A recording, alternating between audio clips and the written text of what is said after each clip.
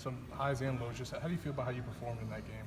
Guys, you got Jordan Scott over here. I guess when people that know the game and study the game and they can give a real maybe analysis can come out and say something like that, I guess it's cool. I mean, I try to stay out of the media the best I can. I know you guys do a great job, but I try not to read it. I love that. But we know what goes on in this building. I get coached hard every single day. I know the things that I do well. I know the things that I need to work on. So does the rest of this team. The pass game is a reflection not of just me throwing the ball, but it's protection. It's receivers being where they need to be. It's the details of the pass game are so in depth. But at the end of the day, what most people see is the ball and where it goes, and that's the end result. And we're working it every single day to smooth it out and to get better, because we know what we're capable of and we know what we need to do to perform at a high level.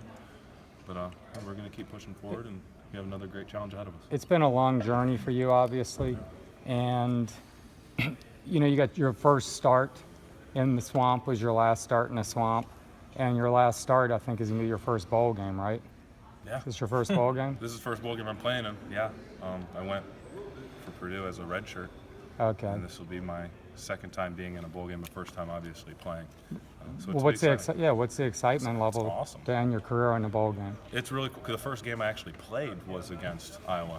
So that's kind of cool and neat in itself. First time I actually started against Iowa, but I played every year that we played against Iowa. So anytime you get an opportunity to play, especially in a game like this with just the Outback Bowl in general, it's a big bowl game, and we're excited about it. I know I am. What do you tell your teammates to expect from Iowa? What's the challenge there? There's a stigma around here that the Big Ten is kind of the SEC's little brother, and it's Iowa, whatever. And that is not the case. This is a good team we're playing that's well coached, and I think they're picked to beat us. So.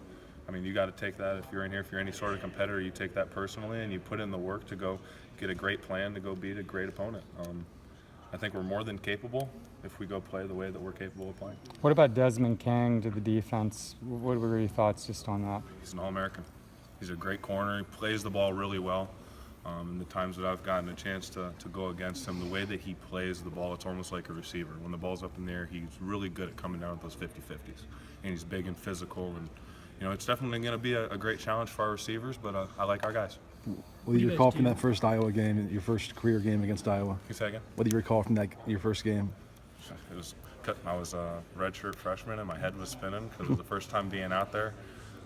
But found a way to punch one in, threw my first touchdown in that game, so it's definitely a special memory. You came in, second half? Or late in the game, kind of just garbage time, but it was fun to get out there. Have you thought about just kind of booking in the coincidence of booking in your career that way? And have you been looking back and being nostalgic, knowing this is the last game? I don't think it's hit me yet. I think maybe, when we had a week off and you kind of get bored and you don't know what to do with yourself, and you don't have to be in here, 18 hours of the day. But no, I don't really know what I'm gonna feel, what I'm gonna do when it was all done. I kind of had the emotions on senior day, but I was so locked into getting ready to play my first one that I wasn't even thinking about it being maybe the last one. But I'll be able to tell you after the game on Saturday. What's the goal for all these bowl practices? Do you try to you got to balance maybe perfecting everything and not trying to do too much, change too much?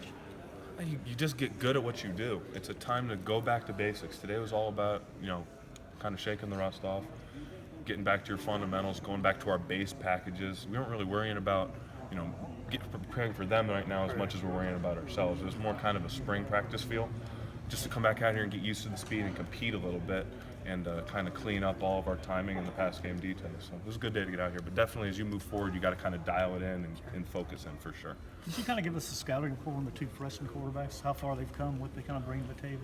Yeah, they've come so far. They're both extremely talented. The live arms, obviously, you see the size. They passed the eye test for sure. Felipe and Kyle both.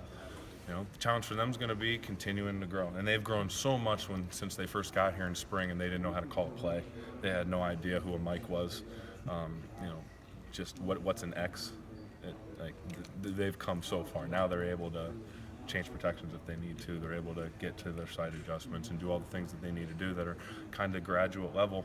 And they're only going to get better, and it's going to be on them continuing to push each other and push themselves and learn. And they've they've still got a long, long way to go playing in Coach Mack's offense.